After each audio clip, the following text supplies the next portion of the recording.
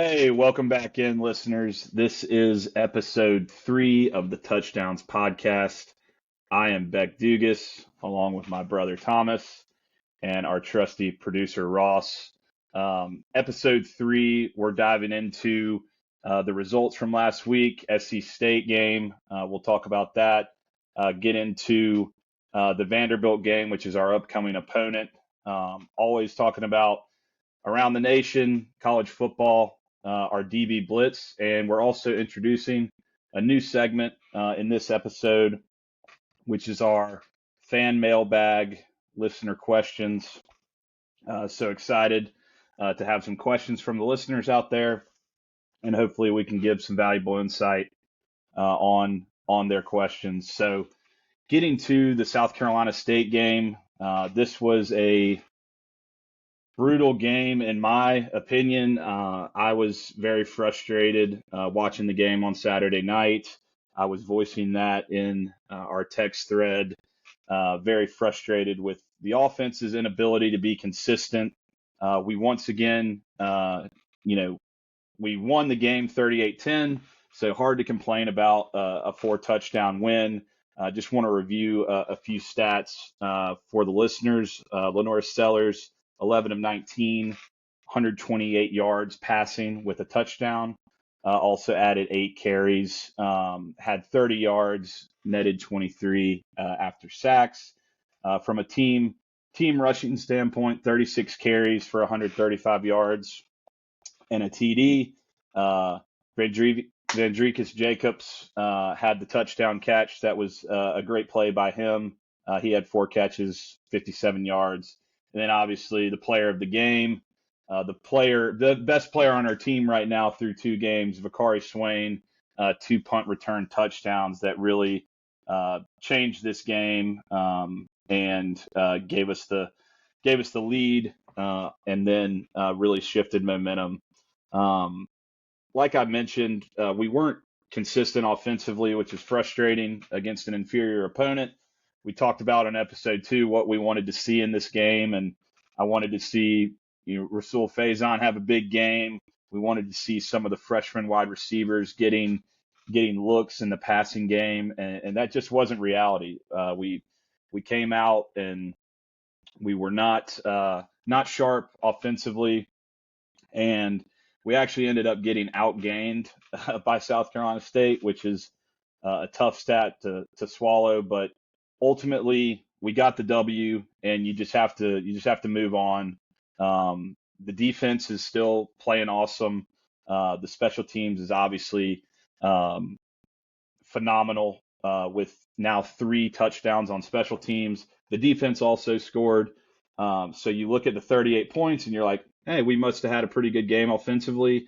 But in reality, defensive special teams scored 21 points and our offense only managed 17, which an interesting stat I saw.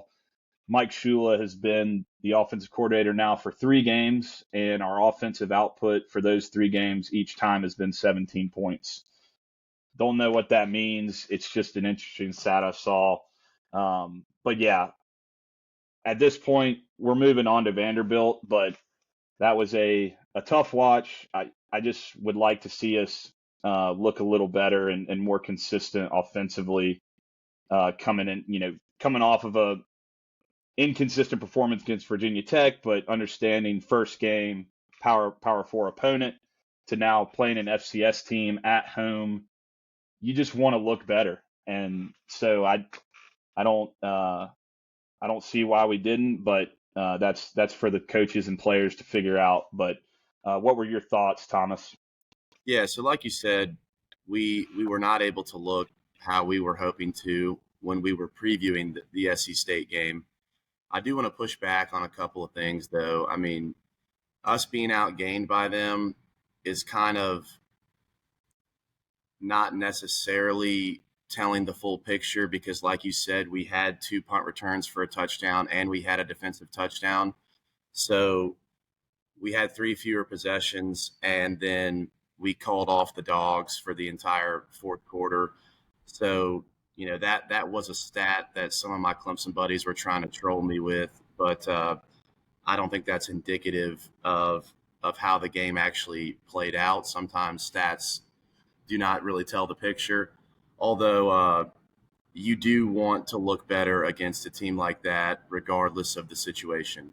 I think, the delay definitely affected things. I think our field position, the first few possessions, definitely affected the offense's ability to get things going early. Um, but yeah, I mean, I personally hate games like this. I understand why they're important for South Carolina State and the other teams that we schedule that are in this, classification. They pretty much pay their entire athletic department budget for the year based off of these games. As college football grows and continues to become a more popular product that's bringing in more TV revenue, I would like to see games like this become, you know, the spring game or a preseason game. All these coaches are clamoring for the ability to have a real game before the season starts. So I think you kill two birds, one stone. You know, the D1 schools get to have a real look either in the spring or in the preseason. These smaller schools that depend on the revenue from us get to have that game, but we don't have to burn a regular season game on a game like this where if we don't win 100-0, South Carolina fans come away feeling unsatisfied. So yeah, I mean, I don't have much to say about it. We didn't look how we had hoped, but I don't think that our performance against South Carolina State will have any impact on our performance against Vanderbilt this coming week. Yeah, Other than the well said. Other than the injury. Yeah. I'm gonna get to injuries in a second, but quickly, I actually think that's a great idea. Um, Scheduling these FCS teams as quote unquote preseason, or play them in the spring and put them on TV. Get fans hyped up in the spring. I don't want these programs to die. I understand the financial need for the game for them as well, so we can find a way to give them that. But no, it's a great solution. I don't I look love that forward to these idea. games. I don't think the players look forward to these games. So that's how I feel about that. Yeah. No, it's a good idea. We need to bookmark that idea, and it might be something we talk about uh, later down the line. But you mentioned the injuries, and it looked bleak initially when Beamer was assessing the team following the game. The official report came out yesterday, and it looks like we only have two guys that are doubtful for this game against Vanderbilt. Judge Collier in the defensive backfield, and Brady Hunt at tight end. In the probable designation, we have superstar Vakari Swain, which I think his new nickname on Twitter is now dubbed House of Swain. That is the one. So I think some Gamecock Twitter wanted to name him, or wanted to give him a nickname. So the House of Swain is probable.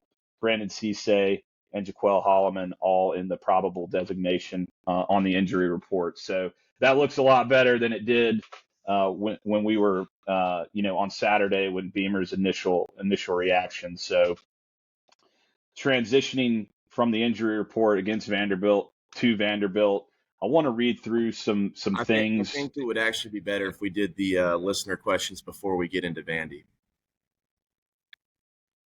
All right, let's do the listeners' questions. Just because fan mailbag. Because Karan from Baltimore, Maryland, class of 2021 asks, why do y'all think, or what do you think the reasoning is for coming out flat against bad teams? I'll give my take, and then I'll let you add if you have anything. I think specifically against South Carolina State, the weather delay certainly was a factor.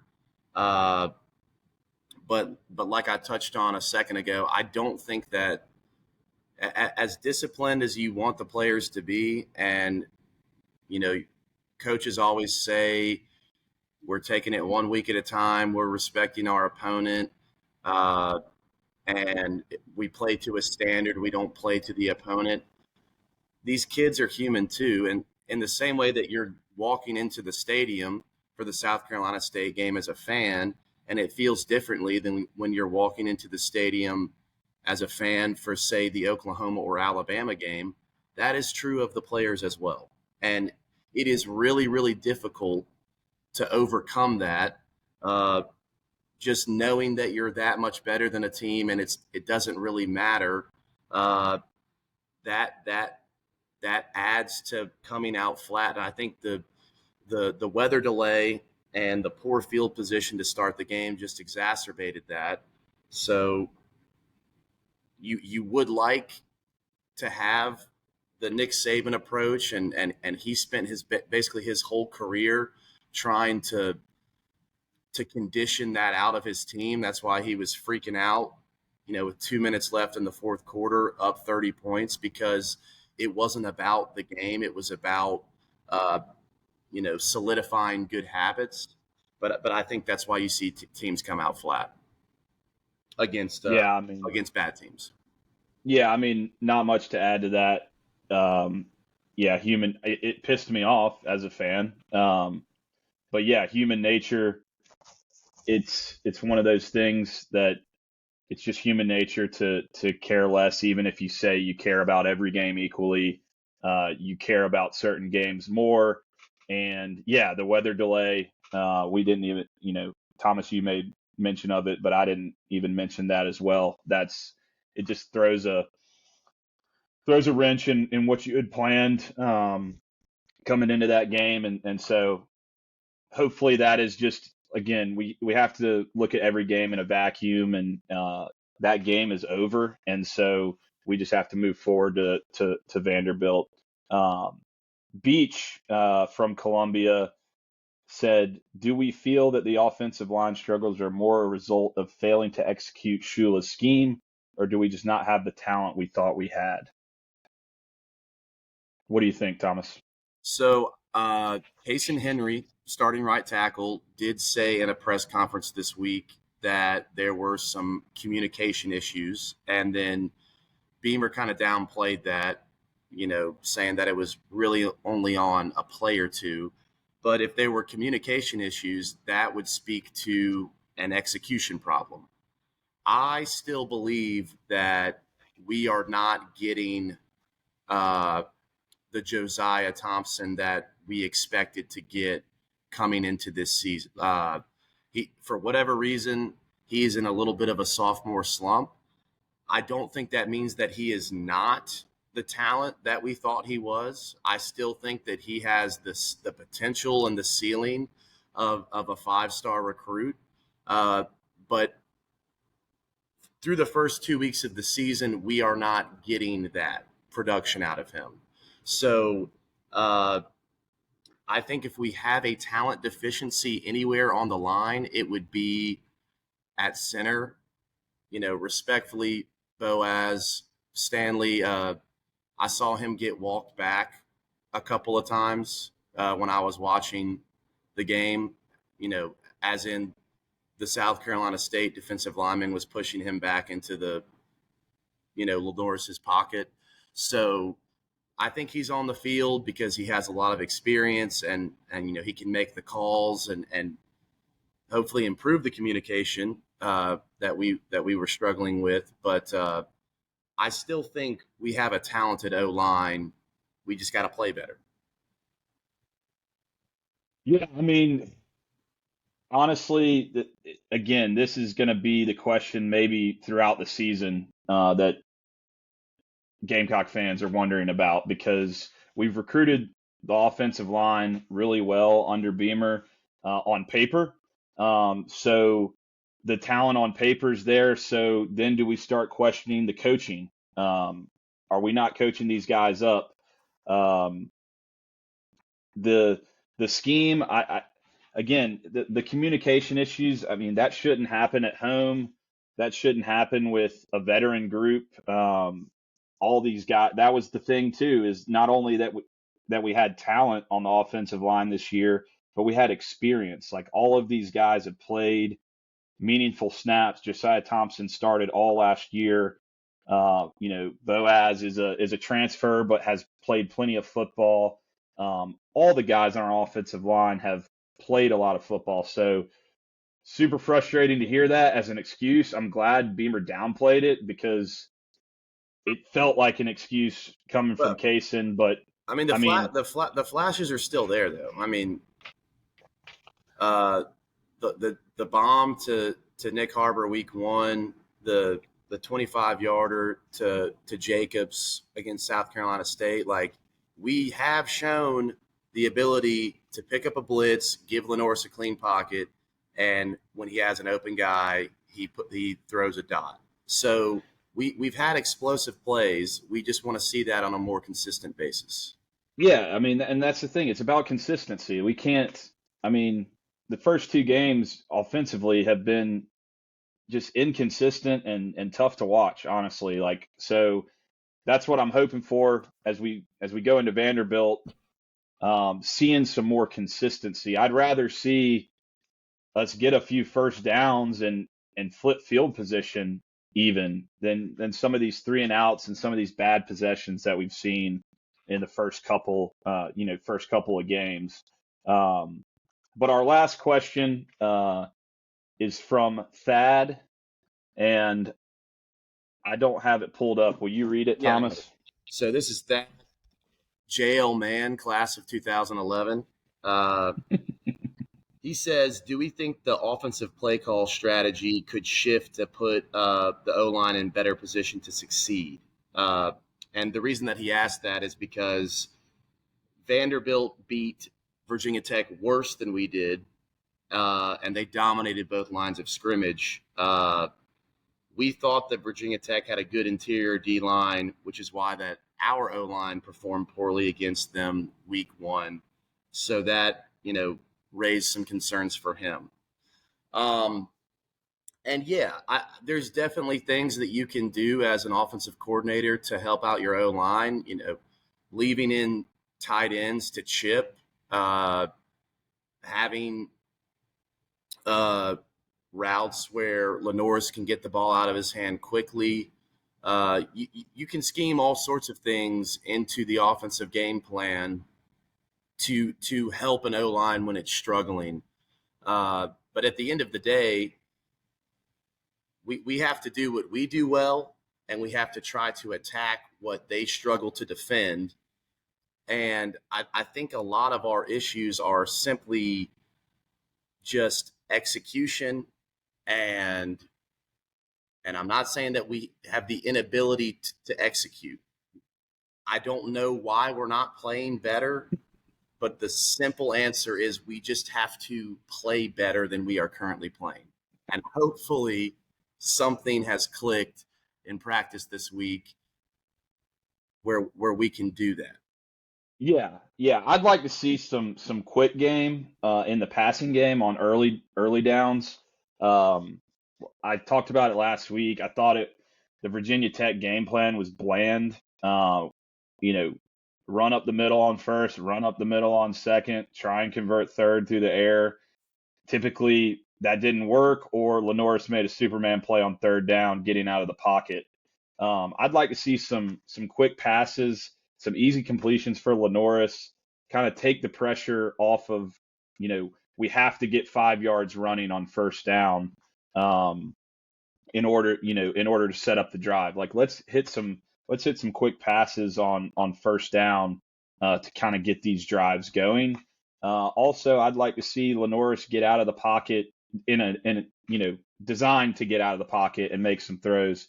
He's got the strength, the arm strength to make these, off-platform throws and throws on the run. So let's help the offensive line that way. I mean, get him rolling out where he can find some receivers and, the pocket isn't collapsing on him, in the middle like we saw against, specifically against Virginia Tech on the safety. It's just a straight drop back. The inside collapses and he has nowhere to go. So I'd like to see him, get out of the pocket, designed, scheme that up. To Thad's point, we can change the scheme. to get him outside of the pocket. But thank you. That was our 3 listeners' questions sponsored by no one. We don't have any sponsors yet. So if you want to sponsor our fan mailbag, contact us, and we'll definitely shout you out. That'll be a new segment that we're doing each week. So encourage people to ask us questions. Give your thoughts or opinions on the game, and so we can talk about it with the listeners.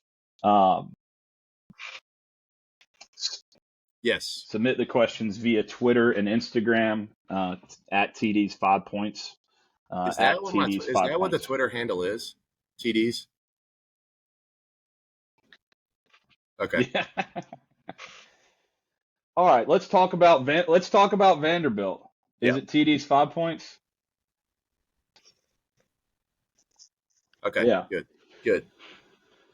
Let's talk about Vanderbilt. I'm gonna run through some information on Vanderbilt. So we lead this series 30-4 all time. We have a 17-game winning streak currently. Vandy's coached 16. by Clark Lea. 16. We're going for 17 this Saturday. Going for 17. Thank you for that. Clark Lea's the head coach of Vandy. He's an alumni, and he was the coach of the year last year in the SEC. I think he really has. It's kind of like the way you feel about Beamer, a guy that wants to be at your program and wants to build it the right way.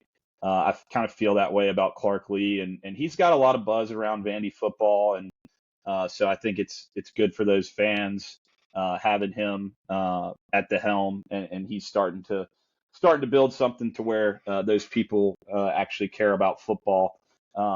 They beat Virginia Tech, our week 1 opponent, last week.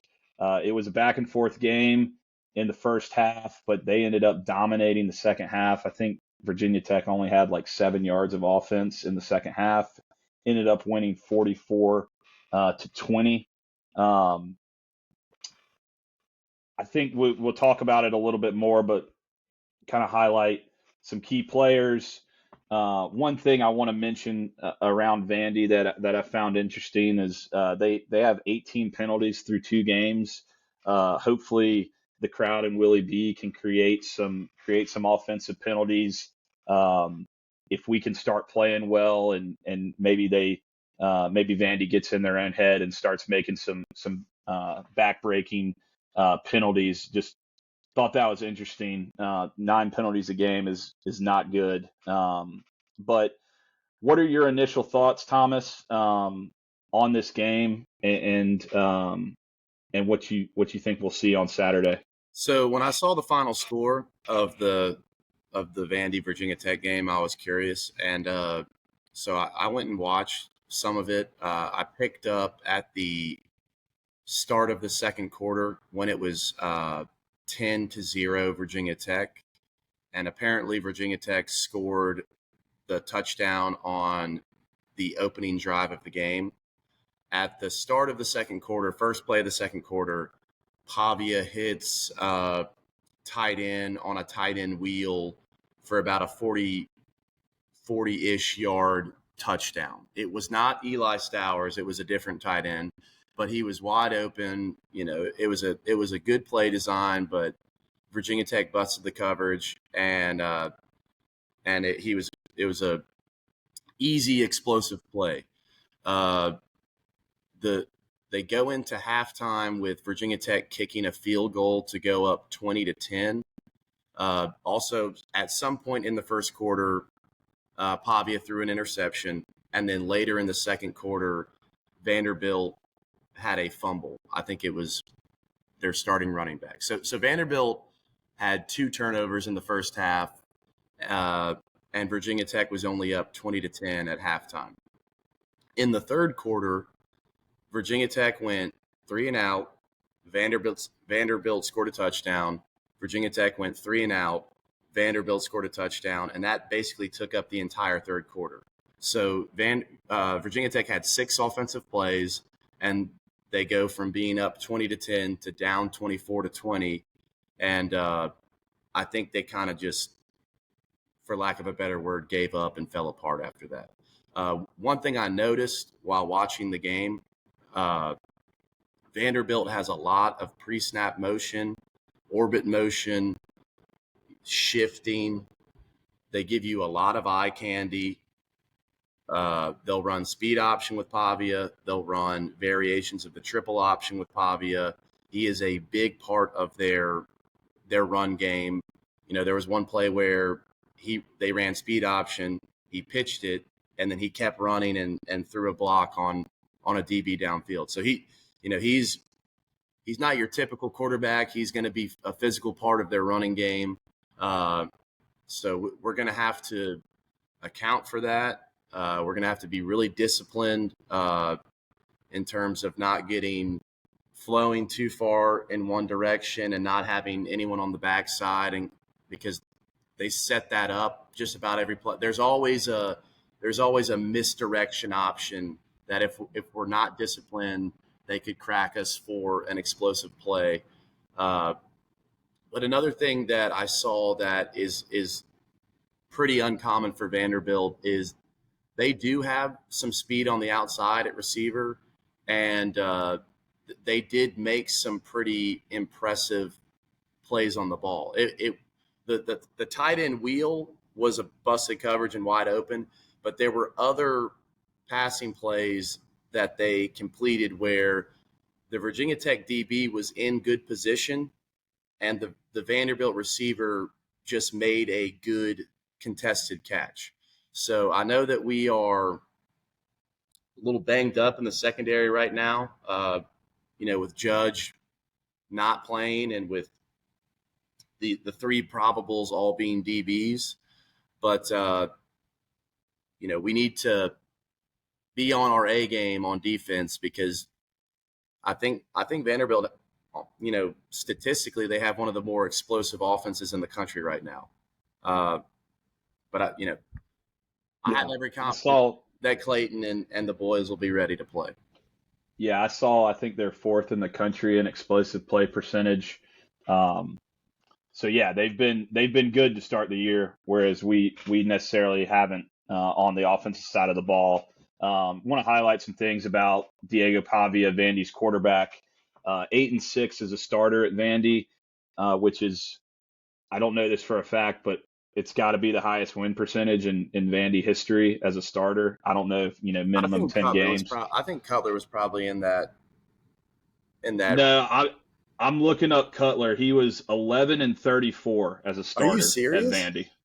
Yeah, 5-27 in the SEC. He put up awesome numbers. With Franklin, but I thought they had a couple 8-4 seasons. No, it wasn't Cutler, unless Google's wrong. But no, basically Pavia's had success. He's along with Clark Lee, he's part of the reason people give a shit about Vanderbilt football right now. He was pretty good against us last year from a running perspective. I think he averaged 5 yards a pop, had a 17-yard 17-yard run as his long and scored a touchdown on the ground. He didn't do much in the passing game, 51% completion and maybe 166 yards. He circled this game. He was getting interviewed in the off season, and they were asking what game does he have circled, and he said this one. So I don't know why he said that one, but I think maybe it's early in the season, first SEC opponent. It's something that could springboard both teams on to greater goals. So he's definitely the player to watch on their team, along with their tight end, Eli Stowers. You mentioned him. He led their team in catches, yards, and touchdown receptions last year. Already has a touchdown this year. He's an NFL guy. So typically when you preview Vanderbilt, every team has their best player, and typically Vanderbilt's best player he's good, but he's not nationally good. This kid Eli Stowers is he might be the first or second tight end drafted. So he is he is nationally good. Yeah. No, he's definitely. I think they do running back by committee. They have a couple backs. Cedric Alexander's the starter. He leads the team in rushing right now and carries, followed by Pavia is second on the team in carries. And then they have a guy, Young, I believe is his last name. He's explosive. He had the 62-yarder against Vanderbilt, and he actually played with Pavia at New Mexico State before transferring over to Vandy. So this offense has pop. Again, yeah, to your point, we need to see a great performance from the defense. I think one of their offensive linemen. We're What? also saying that Jordan Rogers was 15-11 as a starter. Okay. Shout out Jordan Rogers. But yeah, I think, one of their offensive linemen said Dylan Stewart was whatever. Yeah. So they've been talking a lot this week, and I think we've kept our head down. We haven't. I didn't hear really many quotes in the media from our side of the.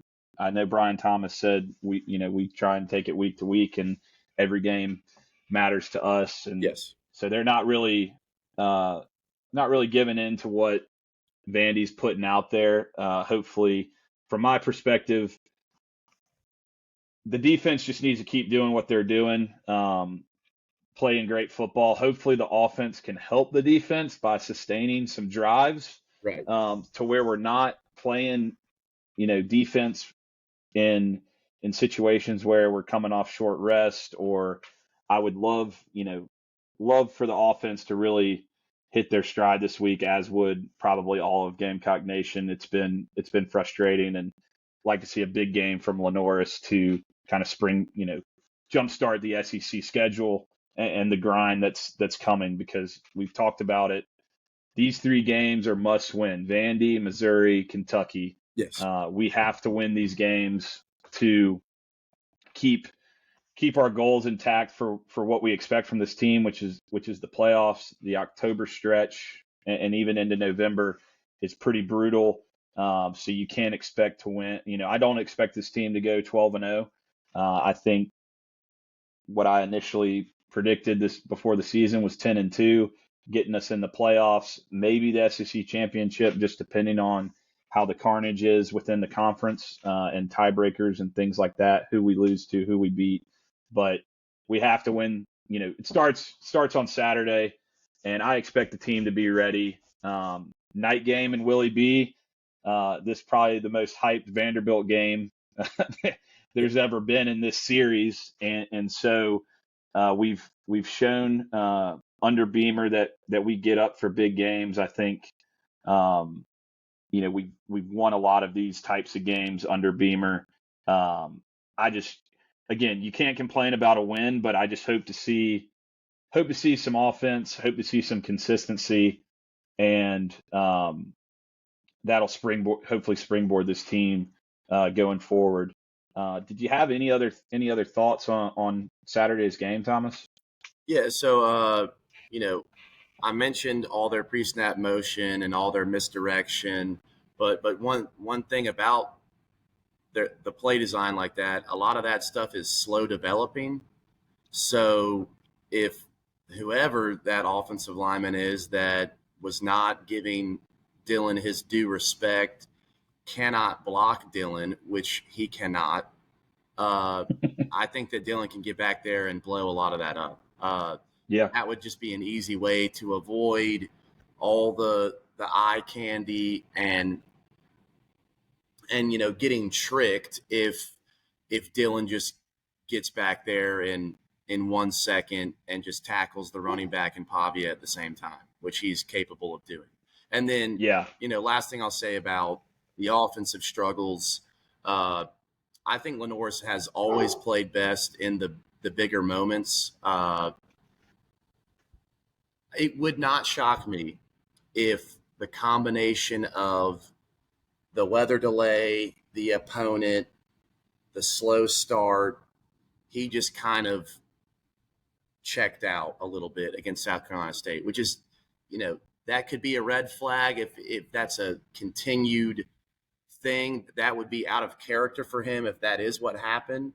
But I think that he will be ready to go. I think the offense will be ready to go. Vanderbilt has talked a lot more than they should be talking. And I think whether the team has acknowledged it publicly or not, they have seen it. Yeah, it's going to be – it's Williams-Brice is going to be rocking on Saturday. Yeah, y'all be loud in Williams-Brice on Saturday night at 7:45 kickoff. Ross mentioned also that last year we had our best early performance offensively against our first SEC opponent. Yeah. Thank you for that, Ross. The game is at 7:45. Williams-Brice, SEC Network is televising. So looking forward to that game and shutting up Vanderbilt, and hopefully the Gamecocks put on a good performance. Want to go around the nation and talk a little bit about last week's action. Talk about, again, this continued evolving playoff picture that we're going to see end up, as the season progresses, will take its course. Couple of my thoughts. Obviously, USF beating Florida. It's getting loud in Gainesville. I don't know, Billy. I mean, their schedule is so hard upcoming. I mean, he might be cruising for a midseason firing if they don't win some of these games. I mean, they have to go. They play at Miami in the non-conference in the middle, smack dab in the middle of. They play LSU this weekend. They got Texas on the horizon, which maybe Arch will have it figured out by week 5 or 6. But yeah, it's not pretty in Gainesville. That was a huge storyline. Outside of that, Clemson looked like shit in the first half. They found a way to win as I expected. It was fun to be at I was at an engagement party on Saturday. It was fun to mess with the Tiger fans there while it lasted, but all good things came to an end, and Troy couldn't keep the momentum going. But when they faked that field goal, I knew it was over. I mean, that's just a classic. Coach thinks he's going to be clever, doing too much, cracks under pressure of being in a game with a team that's better. Just kick the field goal, keep it one possession, because it was a terrible fake and they lost a bunch of yards. Like, they gave Clemson great field position coming out of that. And then Clemson scores a touchdown and now they're up 2 scores. If you don't have confidence that your kicker could make it from that distance, just line up and run a regular play and go for it. It was 4th and 5. Like, it was a manageable down and distance for the conversion if you don't think the kicker can make it. But if the kicker makes the kick, it's 20-19, and you're a touchdown and a 2-point conversion away from being able to tie the game. Yeah. But I digress. Yeah, no, it is what it is. They got a big one at Georgia Tech this weekend. I think that might set the tone now that, especially in the ACC, where it looks like Florida State has a squad, Miami has a squad, that this Georgia Tech Clemson game is just from a national perspective, not even a hate watch for us Gamecocks fans. That's going to be a great game, and it's in the noon window on Saturday.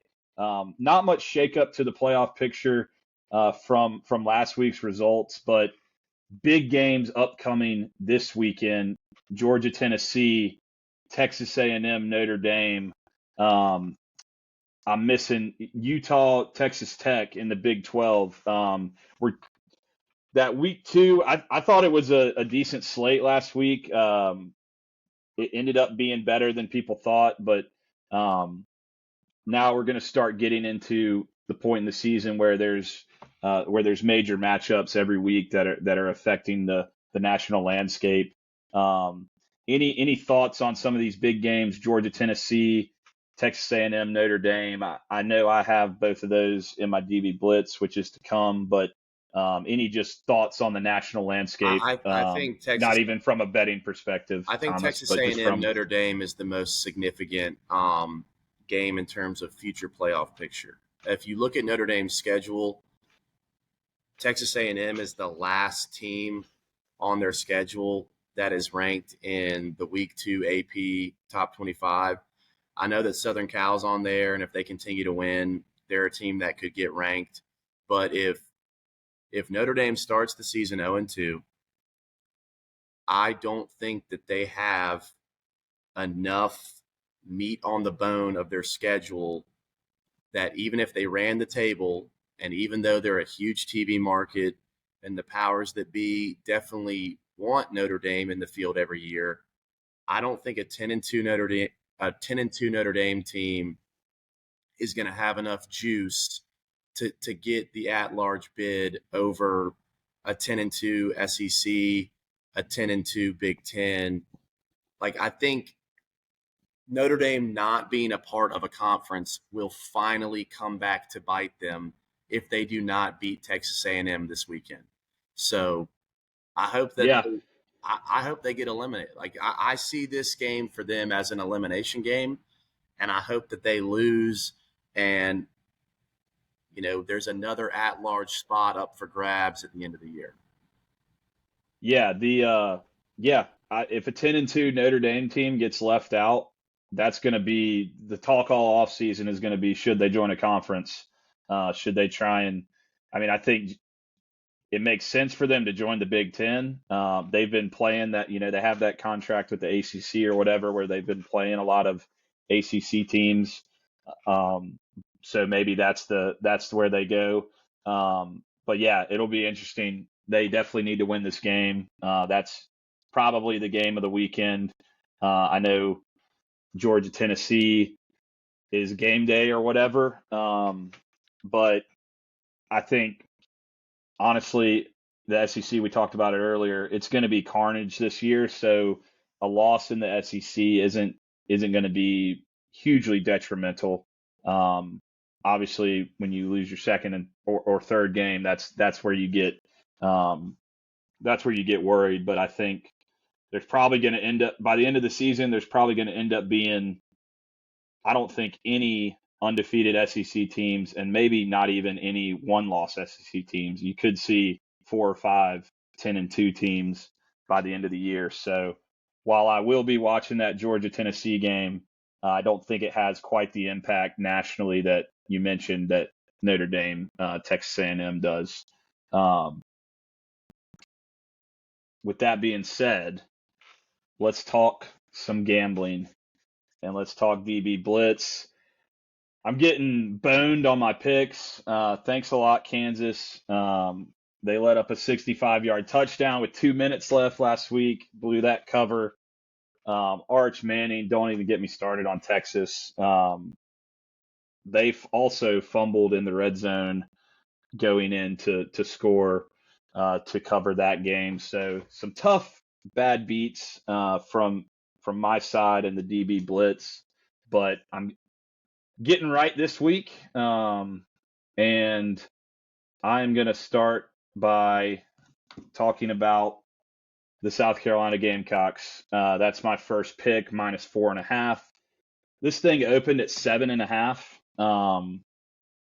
I mean, it's been bet down to 4.5. Again, Vandy's talking shit. The whole country it seems to be talking about, Vandy's underrated, and you're hearing that they're legitimate, which I'm not arguing that they might not have a good season. But I think the Cox take care of business at home.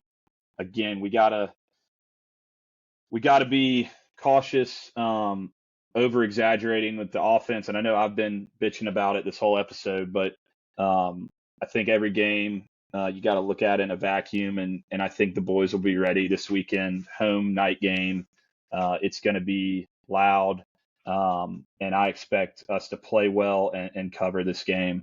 I'm also taking, we just talked about it, UGA Tennessee. I'm taking UGA in this game. Tennessee's got the transfer quarterback, and they've looked good. I just think Kirby has Josh Heupel's number, even though this is in Knoxville.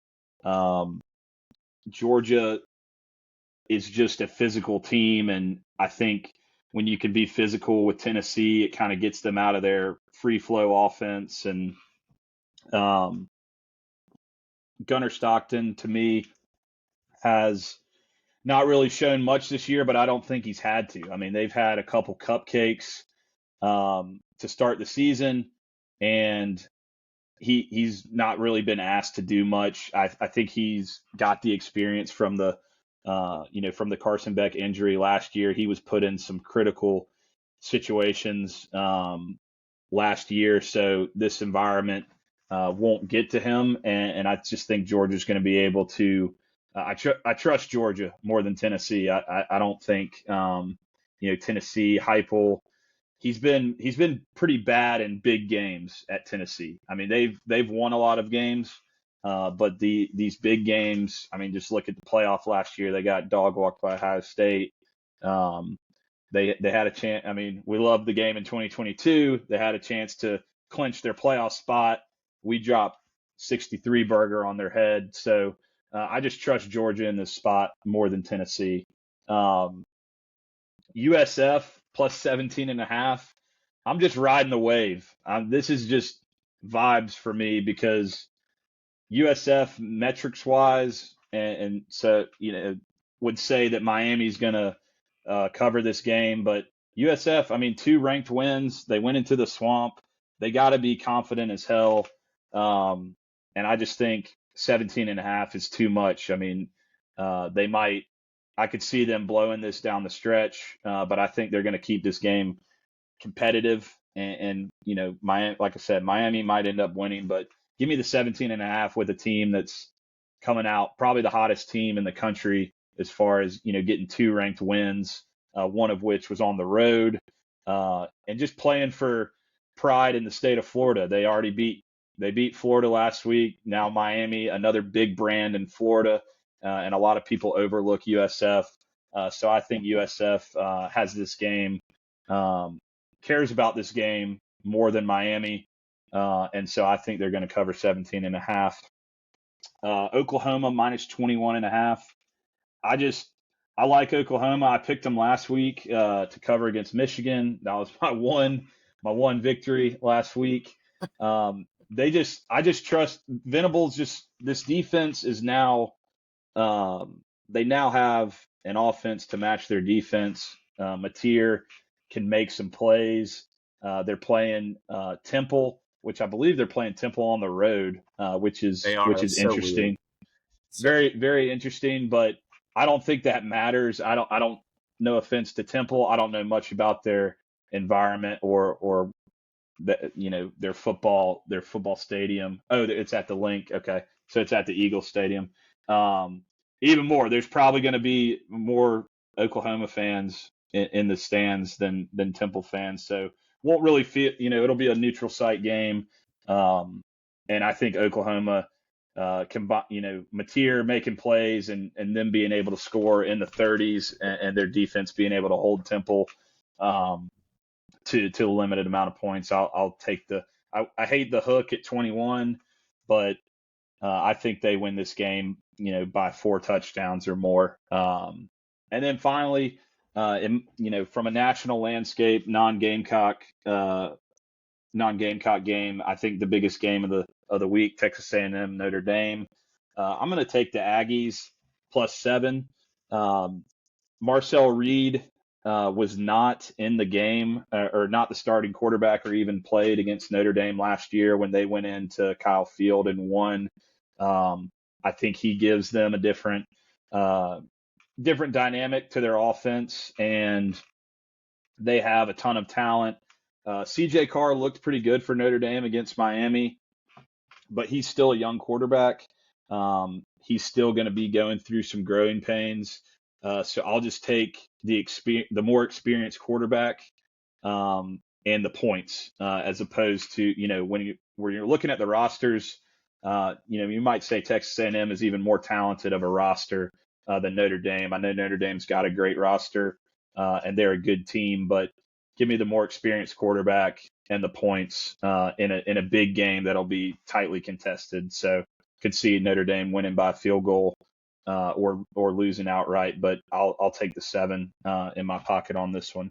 So just to recap, South Carolina -4.5, Georgia -3.5, USF +17.5, Oklahoma -21.5, and Texas A&M +7. Well, if Go you for it, get T. hot this week, we both get hot this week. We have a couple of the same picks, but I'm starting off tonight. NC State -7.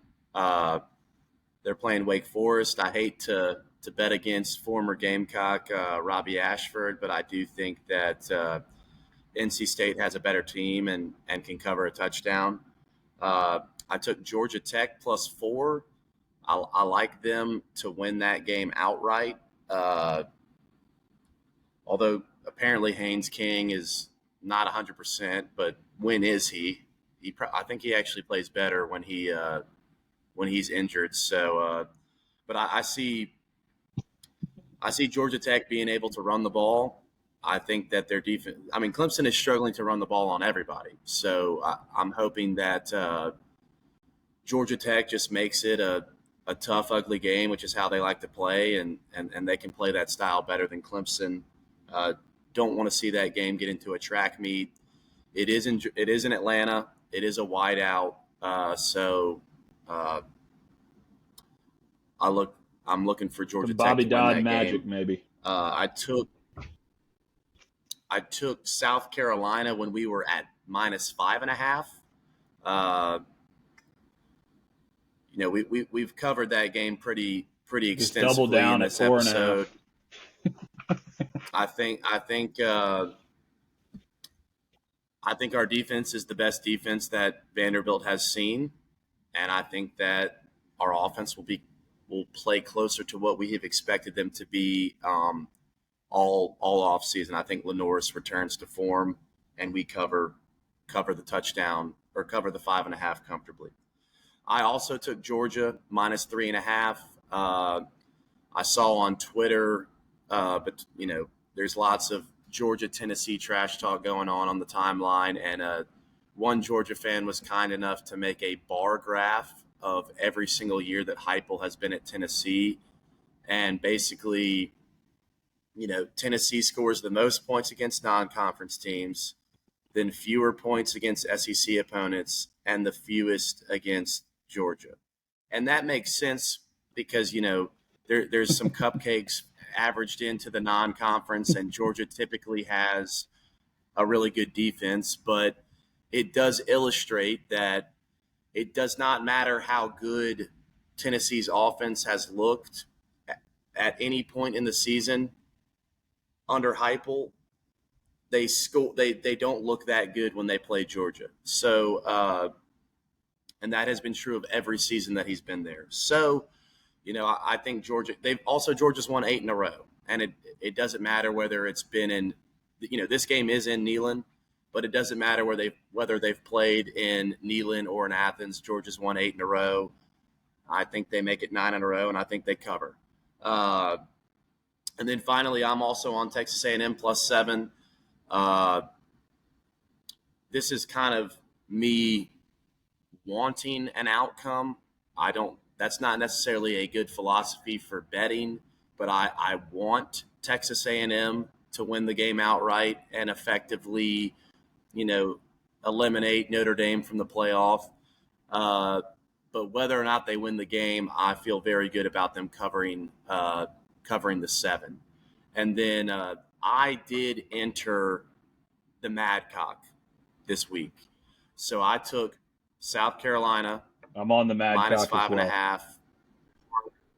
Parlayed with, I took Georgia Tech money line to juice the odds. Yep. I got it at plus 360 or plus 367.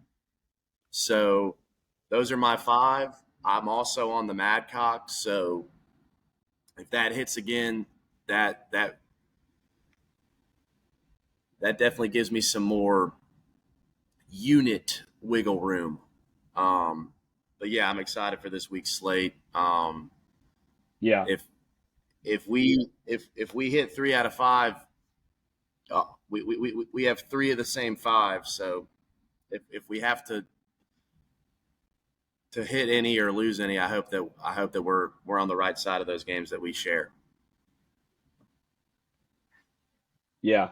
I'm thinking 5-0 this week. A reminder, the DB Blitz is sponsored by Touchdowns 5 Points. Go down to 5 Points and visit Touchdowns. Great place to watch a game. Dollar wings on Sunday for NFL. If you're not yelling and screaming and Willie B on Saturday night and looking for a place to watch the Gamecocks kick Vanderbilt's ass, venture on down to Touchdowns. Cold beverages, good vibes, touchdowns in 5 Points right there on Hardin Street. So that's going to be a wrap on episode 3. A quick announcement. We are going to be going to 2 episodes a week starting next week. So we'll try and have a episode out on Monday mornings, and that will be a recap of the previous weekend, and then also get an episode out on Thursday mornings, and that'll be a look ahead to the upcoming weekend. So hopefully that'll be, we got some feedback on that from listeners, and so hopefully that'll be more palatable. Keeping 2 episodes and being able to just continue to talk Gamecock football and college football. So that's a wrap on episode 3. Thanks everyone for listening.